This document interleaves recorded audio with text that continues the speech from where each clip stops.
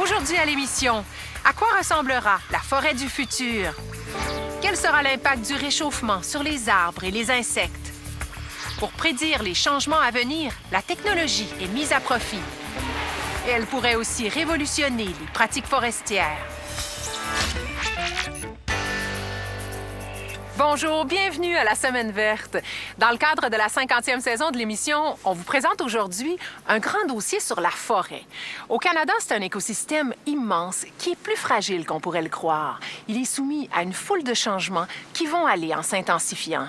Et déjà, des chercheurs sont à pied d'œuvre pour arriver à décrypter la forêt du futur.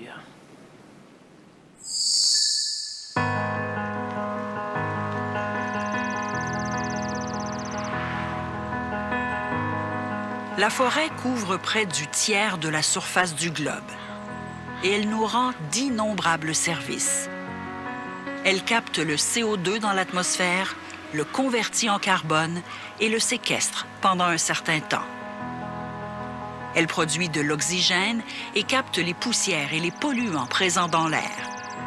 Elle retient et filtre une partie des eaux de pluie, limite les inondations et prévient l'érosion. C'est un habitat qui abrite une remarquable diversité d'espèces végétales et animales. Il sert à la fois de refuge et de garde-manger. La récolte, la transformation et le commerce des produits forestiers, ainsi que les activités récréatives en forêt, ont une immense valeur économique, sociale et culturelle.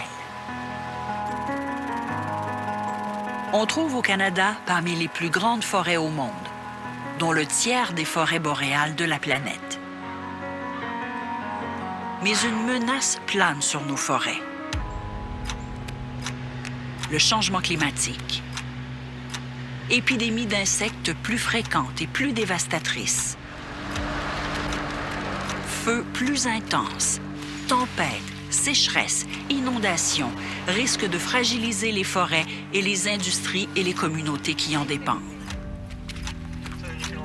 Des chercheurs sont à pied d'œuvre pour mieux comprendre les effets du changement climatique et pour développer des modèles de gestion durable qui réduiront la vulnérabilité de nos forêts.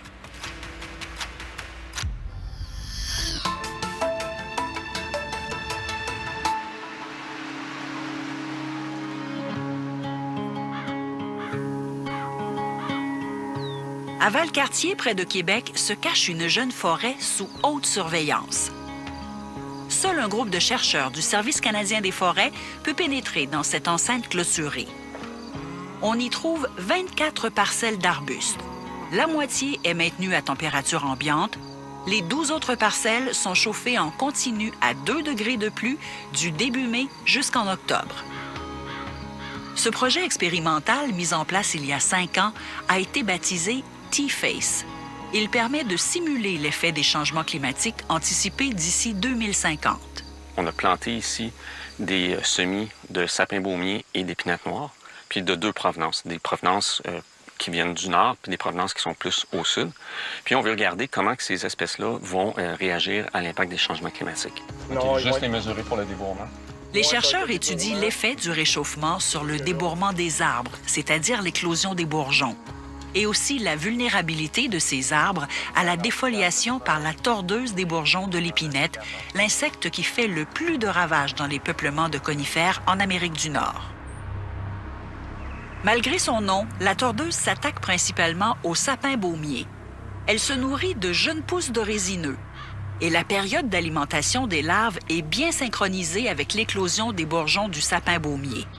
Autrement dit, l'insecte et son hôte, le sapin, sont synchrones. L'épinette noire, elle, débourre plus tard. Or, les chercheurs craignent que ça change avec le réchauffement climatique.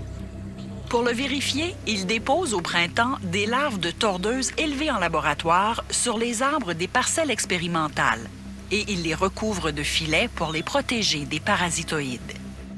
Puis, pendant la saison de croissance, une équipe surveille étroitement le débourrement des jeunes sapins et épinettes et mesure la croissance des pousses. Déjà, pour les sites qui sont chauffés, on voit une différence au niveau de l'ouverture des bourgeons. Le réchauffement devance l'éclosion des bourgeons de 2 à 3 jours et il y a un meilleur synchronisme entre le débourrement de l'épinette noire et l'émergence de la tordeuse. Une sérieuse menace pour cette espèce qui a contribué à l'essor de l'industrie forestière québécoise. On observe que oui, l'épinette noire est un hôte qui est assez bon que le sapin pour la tordeuse. En conséquence, on peut avoir une augmentation dans la défoliation des arbres aussi. Les chercheurs étudient aussi l'hypothèse voulant que les arbres qui viennent du sud réagissent mieux au réchauffement que ceux qui viennent du nord. Le résultat de leurs travaux pourrait éventuellement permettre aux forestiers de planter des essences dont la provenance est mieux adaptée au climat. Si on ne prend pas la bonne provenance, puis qu'il y a beaucoup de mortalité, on n'aura pas le produit qu'on veut dans 50-60 ans. Ultimement, on espère ainsi reboiser de manière durable et maintenir la biodiversité, la santé et la productivité des forêts.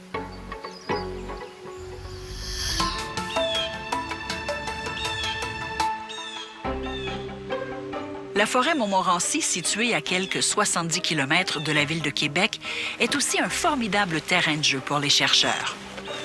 38, 58. On teste ici différentes pratiques d'aménagement, entre autres pour mieux protéger la forêt contre les épidémies de tordeuses des bourgeons de l'épinette. On s'amuse avec une scie à chaîne à ouvrir le peuplement, sortir un certain nombre de tiges, assez pour que ça soit rentable, et pour ouvrir le peuplement, ce qui nous permet de jouer avec la résistance des arbres qui restent sur place. On veut ainsi favoriser les jeunes forêts qui ont des armes naturelles redoutables contre la tordeuse. Elles produisent en abondance 2 séries de molécules chimiques toxiques pour l'insecte. La première série, c'est ce qu'on appelle les monoterpènes, c'est les odeurs de sapin. Quand vous rentrez dans le bois, vous avez cette odeur-là. Ça contrôle l'appétit de l'insecte, son rythme d'alimentation.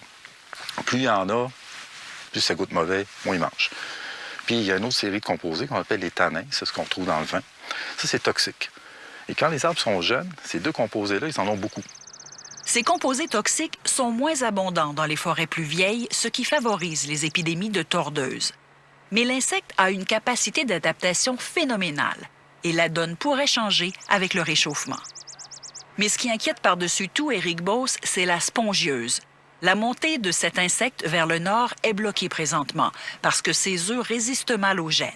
Bien évidemment, s'il fait plus chaud, les populations vont augmenter. Et il faut comprendre que la spongieuse, c'est un insecte assez inquiétant parce que la tordeuse mange à peu près 3-4 sortes d'arbres. La spongieuse en mange 130 différents. La chercheuse Evelyne Tifo, elle, évalue l'effet des coupes partielles sur la résilience et la résistance des peuplements au changement climatique.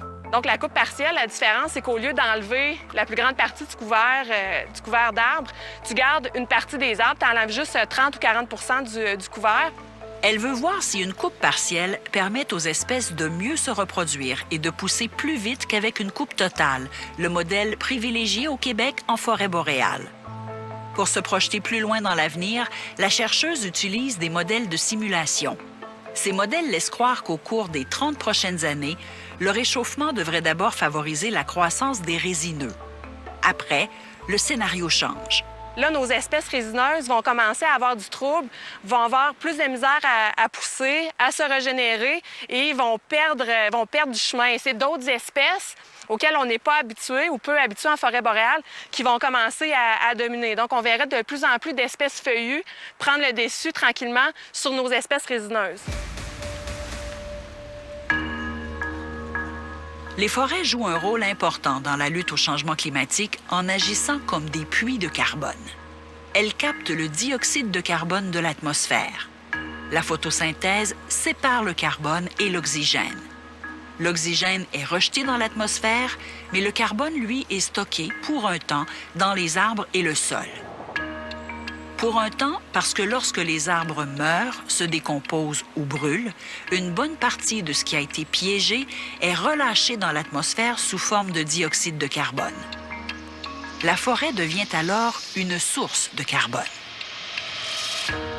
Dans la forêt Montmorency, les chercheurs veulent vérifier si les coupes partielles favorisent la séquestration du carbone. Ça vaut la peine. Stéphane Tremblay étudie les effets de la coupe progressive et régulière. Ici, il a procédé à une série de coupes partielles successives pour régénérer les essences désirées et donner plus de structure et de diversité au peuplement forestier. On parle de coupes d'environ 30-40 mais qui sont faites à toutes les 30, 40, 50, 70 ans. Ça dépend des essences. Ici, on est en sapinière, puis on pense plus à quelque chose comme 20-25 ans. Puis dans ce modèle-là, souvent, il n'y a pas de coupe finale. Il y a toujours des arbres matures qui sont présents dans le couvert, qui forment le couvert avec des arbres de plus petite dimension. En préservant une partie du couvert forestier, il y aurait moins de décomposition au sol et la forêt émettrait moins de carbone. Les arbres matures pourraient aussi s'avérer moins vulnérables aux sécheresses, aux chablis et aux épidémies d'insectes.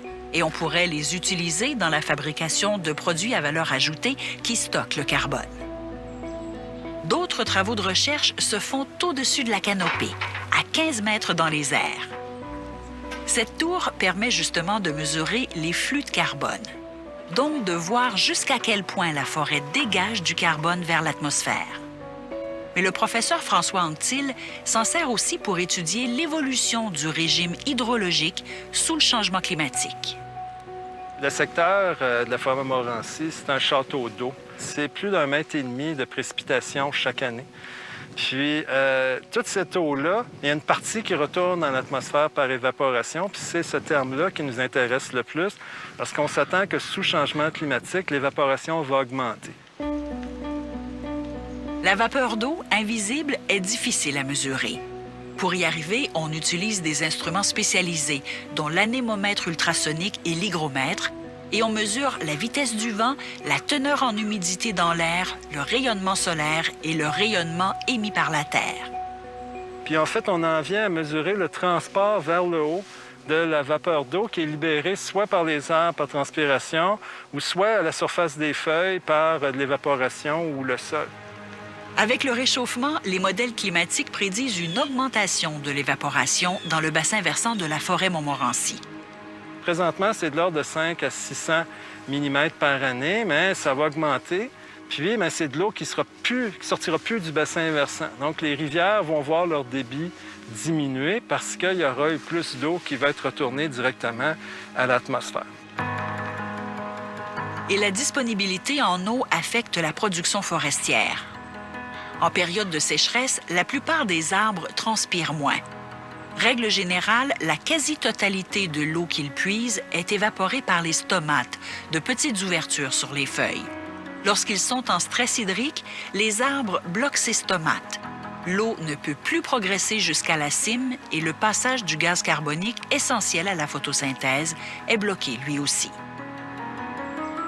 À long terme, une augmentation de l'évaporation pourrait transformer le paysage de la forêt Montmorency. Le sapin baumier évolue bien dans un milieu humide. Des stress hydriques prolongés pourraient menacer sa survie. Les recherches menées sur le territoire de la forêt Montmorency devraient donc permettre de mieux prédire l'évolution de la forêt boréale et d'adapter les pratiques sylvicoles pour qu'elles puissent répondre à nos besoins futurs.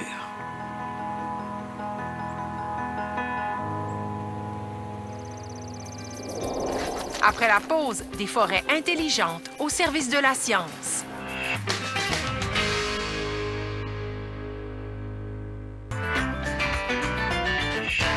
Un peu partout au pays, des chercheurs sont en train de déployer un réseau de forêts intelligentes.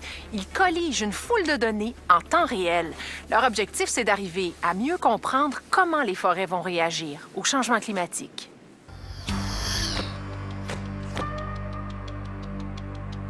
Sondes, câbles chauffants, dendromètres, caméras. Cette forêt située au nord de Montréal est ce qu'on appelle une forêt intelligente. Nicolas Bélanger et son équipe y mesurent en continu une série de processus écologiques. Ce qu'on a tenté de faire ici, en fait, c'est de simuler ou d'imiter les changements climatiques en réchauffant les sols d'environ 3 ou 4 degrés Celsius par rapport aux conditions normales. Dans les parcelles expérimentales, des câbles chauffants sont enfouis à une dizaine de centimètres de profondeur. On y mesure la tension hydrique, la force qu'exercent les racines pour prélever l'eau. Donc, c'est un indicateur très important qui nous permet justement d'évaluer notamment les stress hydriques potentiels liés au changement climatique. Son collègue, lui, vérifie si la hausse de température fait grimper le flux de carbone émis par le sol. En d'autres mots, si la respiration du système racinaire et des micro-organismes présents dans le sol renvoie davantage de dioxyde de carbone dans l'atmosphère. On utilise des chambres à flux qu'on pose sur des collets. Donc, dans le fond, ce qu'on veut chercher à faire, c'est emmagasiner le CO2 qui est émis par le sol sur une période de temps donnée. Et on prend plusieurs mesures à différents intervalles de temps pour pouvoir estimer ce flux-là, en fait. Puis, ce qu'on constate, en fait, c'est qu'effectivement, il y a pas mal de CO2 qui est émis par le sol. Plus loin, on mime les changements climatiques pour évaluer la tolérance d'espèces typiques de la forêt tempérée. Chaque petit drapeau représente un érable de provenance différente. C'est-à-dire qu'on va aller chercher des espèces sur un gradient nord-sud, différentes localités, un gradient qui va des États-Unis jusqu'à ici. Dans les placettes chauffées, Olivier Blarquez constate que la mortalité des semis est plus grande et les érables plus nordiques supportent mal le réchauffement climatique. Des relevés floristiques révèlent aussi que la biodiversité diminue de manière importante. Des centaines de pochettes remplies de feuilles sont aussi déposées dans les parcelles chauffées et non chauffées. Les chercheurs testent 4 espèces: érable à sucre, érable rouge, hêtre à grandes feuilles et peuplier à grandes dents. Ils notent la vitesse de décomposition de cette litière de feuilles. Ça, c'est important parce que si la litière ne se dégrade pas, on va avoir des changements au niveau des propriétés mécaniques des sols et puis au niveau des propriétés chimiques, physiques, qui vont éventuellement aussi jouer sur la germination. Christophoros Papas, lui, fait le bilan hydrique des arbres et évalue leur croissance. Dans cette parcelle, il suit une quarantaine d'érables 24 heures par jour pendant toute l'année. Il mesure notamment le flux de sève brute, c'est-à-dire l'eau et les minéraux puisés dans le sol par les racines et pompés du bas vers le haut des arbres par la transpiration. Le chercheur utilise une capsule de sève munie de 3 sondes, dont l'une chauffe l'arbre aux 5 minutes. La dissipation de la chaleur permet de suivre le déplacement de la sève brute. Alors là, on va mettre ça dans les troncs et on va mesurer à différentes profondeurs comment cette chaleur qu'on va donner va propager dans les bois. Le différentiel de température entre la sonde chauffante et les 2 autres sondes détermine la quantité d'eau qui transite à travers la tige de l'arbre. Cette donnée permet de connaître la sensibilité de chaque espèce au stress hydrique. Mettons, il y a des arbres qui transpirent beaucoup sans trop réfléchir qu'est-ce qui va arriver demain. Et il y a des arbres qui sont un peu plus conservateurs et disent, OK, peut-être, mettons, demain, on peut avoir une sécheresse, moi, je vais être préparé, de ne pas être trop en stress. Quand un arbre transpire ou subit un stress hydrique, des mouvements d'eau font rétrécir le tronc et provoquent des micro-variations radiales tout au long de la journée. Ces appareils, des dendromètres, détectent ces variations. Ces mesures permettent aussi d'évaluer l'impact du changement climatique sur la croissance et la période de croissance des arbres et de transposer les données à l'échelle du paysage. Cette forêt, nichée dans les Laurentides, devrait donc éventuellement lever le voile sur bien des mystères. Et elle fait partie d'un réseau d'une quarantaine de forêts intelligentes, le réseau Smart Forests, créé par Dan Nisha. Pour bien comprendre comment la forêt va affecter et influencer, on a besoin de mettre nos réseaux ensemble de différentes placettes à travers le Canada. Grâce à ce réseau, le chercheur pourra suivre ce qui se passe sur le terrain pendant 10 ans. Et ces données seront d'autant plus intéressantes qu'elles seront représentatives de tous les écosystèmes forestiers du pays. Dans l'Ouest canadien, ils disent que le peuplier faux-tremble est très vulnérable aux sécheresses. Dans l'Est, au Québec, on dit que c'est une des espèces qui est résistante aux sécheresses. Donc, si on travaille juste à une localité, on n'est pas capable de départager ces trouvailles-là et comprendre où quelque chose change, pourquoi ça change. La quantité colossale d'informations recueillies grâce à ce réseau de forêts intelligentes servira à développer des modèles prévisionnels de croissance des forêts. L'industrie forestière et les gouvernements pourront adapter leur stratégie sylvicole en conséquence.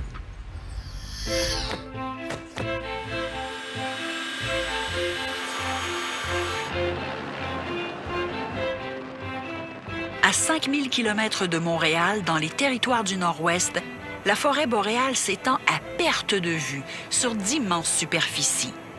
810 000 km². Et elle est en plein bouleversement. Les changements climatiques dans ce coin du pays sont 4 fois plus rapides qu'ailleurs sur la planète. Au nord du 61e parallèle se cache d'ailleurs un véritable laboratoire vivant, la station de recherche de Scotty Creek. Des scientifiques se relaient sur place de mars à septembre pour en documenter les conséquences. Les changements se déroulent sous nos yeux. Depuis 2018, je vois le sol s'affaisser davantage et on observe un phénomène baptisé forêt ivre. Les épinettes sont de plus en plus inclinées. Au cours des dernières années, les chercheurs assistent en quelque sorte à un processus de déforestation naturelle. Les forêts deviennent des milieux humides formés de tourbières connectées les unes aux autres. La forêt pousse sur un lit de tourbe qui repose sur le pergélisol. Ce lit de tourbe rétrécit, s'affaisse et devient un marécage. Le pergélisol discontinu, sur lequel reposent les racines des arbres, est recouvert d'une couche active qui gèle et dégèle selon les saisons.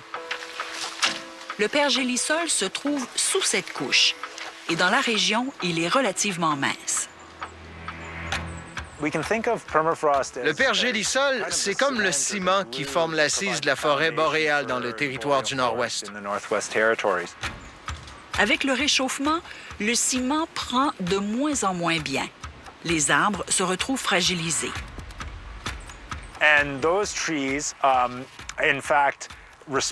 Les arbres suivent ces mouvements de gel et de dégel.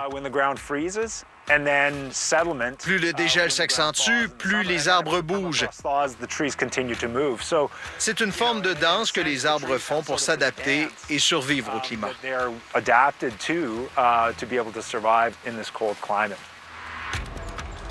Le réchauffement accroît aussi la décomposition de la matière organique, ce qui libère du gaz carbonique et du méthane dans l'atmosphère.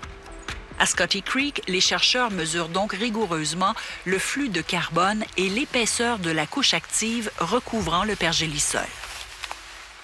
On insère une perche en acier graduée dans le sol jusqu'à ce qu'on sente une résistance. L'historique des mesures nous permet de constater que la couche active dégèle de plus en plus. L'hydrologie se transforme également. Les marécages ne retiennent plus l'eau, l'écoulement souterrain change et le niveau d'eau grimpe au point de faire augmenter le débit de la rivière Liard, un affluent du fleuve Mackenzie. L'érosion augmente le long des berges et on voit de plus en plus d'arbres tomber dans la rivière. Des membres des Premières Nations des Tchou sont partenaires du programme de recherche à Scotty Creek. Ces gardiens de la forêt ont le mandat de documenter les changements qu'ils observent. Ça m'inquiète de voir ces forêts ivres qui dépérissent.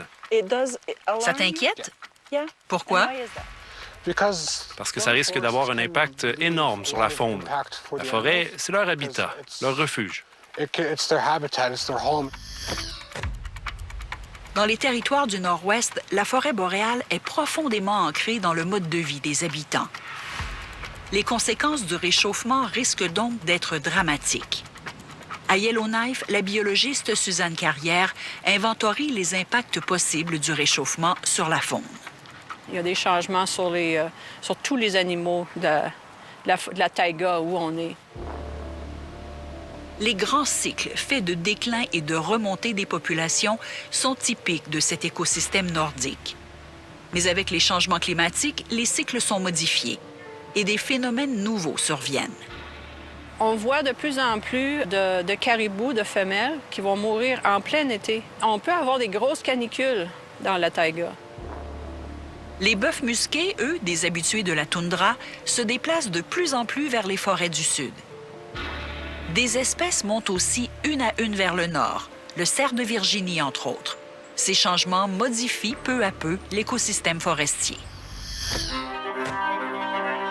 Du haut des airs, des problèmes phytosanitaires de plus en plus aigus sont aussi observés.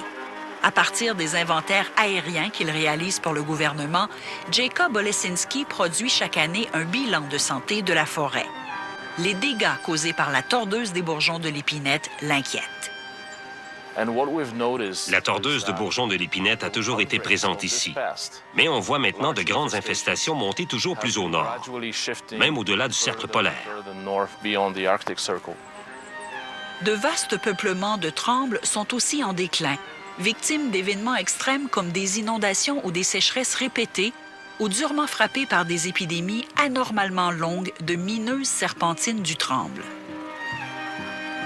Ces perturbations n'augurent rien de bon pour l'industrie forestière des territoires du Nord-Ouest, principalement constituée de petites entreprises de sciage.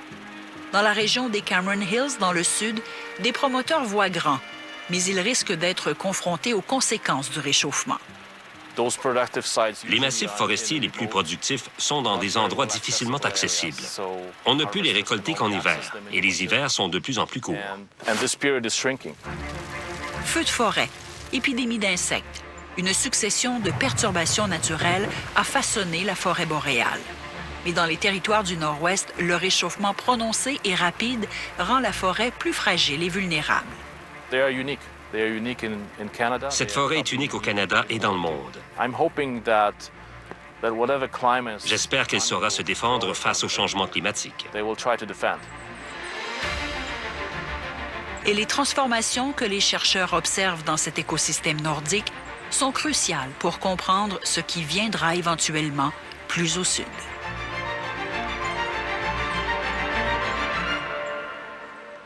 Des chercheurs ontariens collaborent aussi à des travaux menés sur un site de recherche spectaculaire au cœur de la forêt du Minnesota. On l'appelle le Spruce Project et c'est une véritable machine à avancer dans le temps. À Grand Rapids, à l'ouest du lac supérieur, une dizaine de massifs forestiers sont recouverts d'immenses dômes de verre. Ils abritent des arbres de 40 et 50 ans, des arbustes, des plantes et des tourbières. Dans les coupoles témoins, la végétation est soumise aux conditions actuelles. Dans les autres, on reproduit les conditions climatiques anticipées d'ici 2100. À l'intérieur de ce dôme, on retrouve la température la plus élevée, soit 9 degrés Celsius de plus que la température ambiante. Les changements sont déjà bien réels dans les dômes chauffés. Par exemple, la croissance des épinettes noires ralentit. Et les effets sont particulièrement dramatiques là où la température est la plus élevée. Les arbres souffrent, les mélèzes, mais surtout les épinettes noires. Elles dépérissent, certaines sont même mortes. Les arbustes, eux, s'adaptent très bien et prolifèrent, tandis que les tourbières, d'importants pièges à carbone, s'assèchent. Les chercheurs mesurent d'ailleurs des niveaux de CO2 et de méthane inquiétants à l'intérieur des dômes les plus chauffés. Ce projet de recherche n'en est qu'à ses débuts et se poursuivra encore jusqu'en 2035. Au retour, quand l'industrie forestière mise sur la technologie.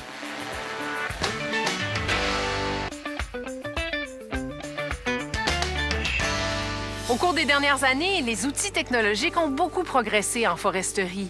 Plusieurs parlent même d'une véritable révolution. Et cet essor permet de pratiquer une gestion des forêts plus durable. Dans le Val Saint-François, près de Windsor, en Estrie, une équipe s'apprête à faire le suivi d'une plantation de peupliers hybrides sur les terres de la compagnie Domtar. Ce qu'on fait aujourd'hui? Aujourd'hui, on va faire une planification nouvelle dans le secteur juste ici où est-ce que le cours d'eau. Deux chercheurs du Centre d'enseignement et de recherche en foresterie, le CERFO, accompagnent le superviseur aux opérations forestières de Domtar. Ils vont mesurer la croissance de la plantation établie il y a 3 ans. C'est du haut des airs, à l'aide d'un drone, qu'ils vont recueillir les données. Attention tout le monde, décollage. C'est parti. Pendant plusieurs minutes, le véhicule aérien survole la plantation et capte des images à très haute résolution. Des capteurs infrarouges installés sur la caméra du drone fournissent des informations qui seraient autrement invisibles, comme le taux d'humidité et la vigueur de la végétation. Des données révélatrices de l'état de santé de la plantation. Pendant que les manœuvres aériennes se poursuivent, Mathieu Varin et Félix Brochu-Marié s'éloignent avec une borne GPS. Allons-y pour la position. Ils prennent un point de contrôle au sol et font des mesures de hauteur et de densité des arbres. 45, donc 5 mètres 45. Le chercheur Mathieu Varin fera ensuite correspondre ces mesures avec l'information obtenue grâce au drone. Il va en extraire un modèle 3D permettant d'estimer la hauteur de chacun des arbres de la plantation. Ces données serviront à la planification des opérations forestières. Ça nous permet, par exemple, de pouvoir savoir à quelle vitesse elle pousse, c'est quoi son degré de succès. Puis éventuellement, c'est le genre d'informations qu'on aimerait qui pourrait nous informer sur l'année précise de récolte, là, lorsque la plantation a repoussé un petit peu plus. Les industriels ont recours aux drones pour un territoire restreint, mais aussi aux images satellitaires et aux données LIDAR, qui couvrent une étendue beaucoup plus vaste. Le LIDAR, Light Detection and Ranging, est une technologie de télédétection par laser. Un émetteur installé sur un avion envoie des centaines de milliers de faisceaux laser par seconde vers une cible au sol. Cette lumière est réfléchie sur la surface de la cible, puis renvoyée à sa source. Le délai que met la lumière à retourner au capteur permet de reconstituer les données à colliger. La force du LIDAR, c'est de faire une pénétration de la surface forestière, par exemple, dans ce cas-ci. Donc, nous permet d'obtenir la hauteur des arbres, mais aussi le micro-relief. Le coût de ces données est très élevé. Depuis 2015, le ministère des Forêts, de la Faune et des Parcs acquiert des données LIDAR sur l'ensemble du sud du Québec et les rend accessibles aux industriels.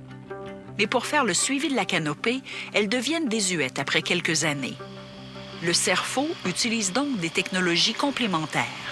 Avec les nouveaux capteurs, les nouveaux satellites mis en opération par la NASA, l'Agence spatiale européenne ou des compagnies privées, on a des images de plus en plus précises qui sont captées à des centaines de kilomètres de la surface de la Terre.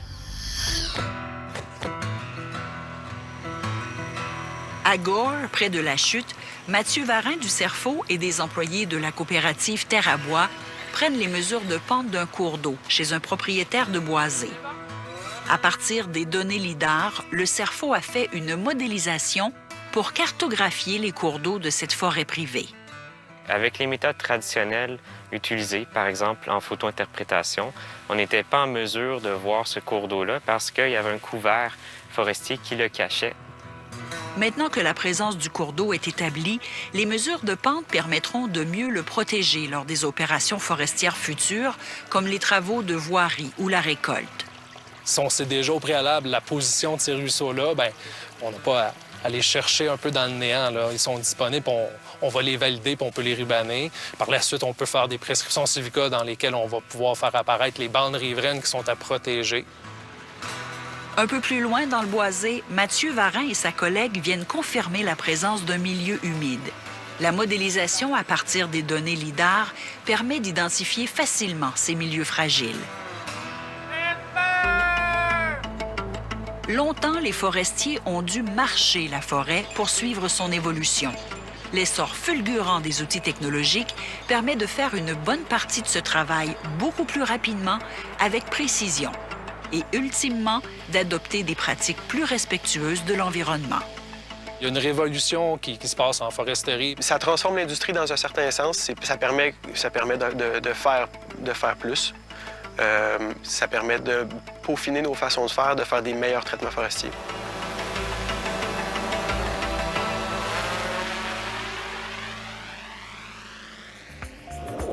Après la pause, la robotisation et l'automatisation des opérations forestières.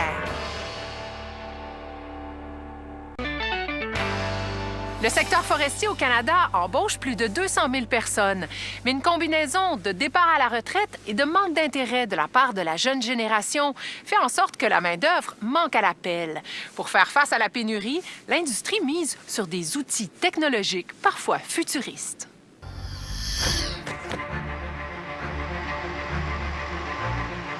Convoi autonome sur les routes forestières. Véhicules sans chauffeur dans les cours à bois et en forêt. Automatisation. De la science-fiction? Pas du tout. En fait, on est à l'aube d'une révolution dans le secteur forestier. Cette révolution, c'est en partie dans cette forêt publique au nord de Fermeneuve qu'elle se prépare, en collaboration avec le Centre de formation professionnelle de Mont-Laurier. Des chercheurs de FP Innovation, un organisme de recherche sans but lucratif, conçoivent de nouveaux outils technologiques qu'ils viennent tester sur le terrain avec les étudiants et les enseignants du centre. Des outils qui répondent aux besoins de l'industrie. On se doit d'être curieux et de trouver des façons d'intervenir en forêt pour optimiser nos processus. La mécanisation des opérations forestières dans les années 60 et 70 a permis de faire un bond de géant en termes de productivité. Mais les machines ont peu évolué depuis. Un plateau de productivité a été atteint au début des années 2000. Les industriels font aussi face à une importante pénurie de main-d'œuvre. Les inscriptions en foresterie sont en baisse et un jeune opérateur n'atteint la productivité moyenne qu'après 7 à 9 ans d'expérience. Pour raccourcir la courbe d'apprentissage, on mise entre autres sur la formation avec des simulateurs de machinerie. Si l'innovation permet à ces jeunes-là d'aller sur le marché du travail plus rapidement et d'être efficace et rentable pour la compagnie, ça va être un gros plus pour nous. FP Innovation a été mandaté pour automatiser une partie de la chaîne des opérations forestières. Des chercheurs tentent, par exemple, d'automatiser des tâches effectuées par l'opérateur de l'abatteuse-groupeuse. Ils installent une caméra munie de senseurs sur la tête d'abattage, un endroit périlleux.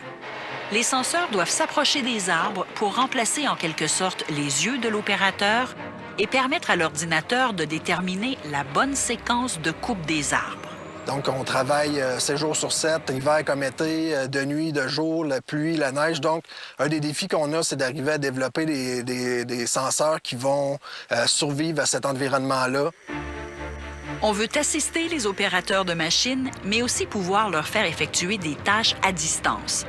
Comme en Suède, où on commence à utiliser la téléopération pour récolter les arbres sur des terrains dangereux. On pave ainsi la voie vers l'automatisation de la récolte. Ce drone terrestre, équipé d'une antenne GPS et d'une caméra stéréoscopique, agit en éclaireur. Il recueille des informations sous le couvert des arbres pour compléter les données LIDAR et faciliter l'inventaire forestier. Et il aide à développer des algorithmes en reconnaissance d'images et en navigation. Les senseurs sur le drone pourraient éventuellement être installés sur le porteur pour automatiser le transport des billes de bois du lieu de coupe jusqu'en bordure de route. Lorsqu'on peut combiner plusieurs tâches automatisées, ça va être pensé d'avoir un opérateur pour 2 machines.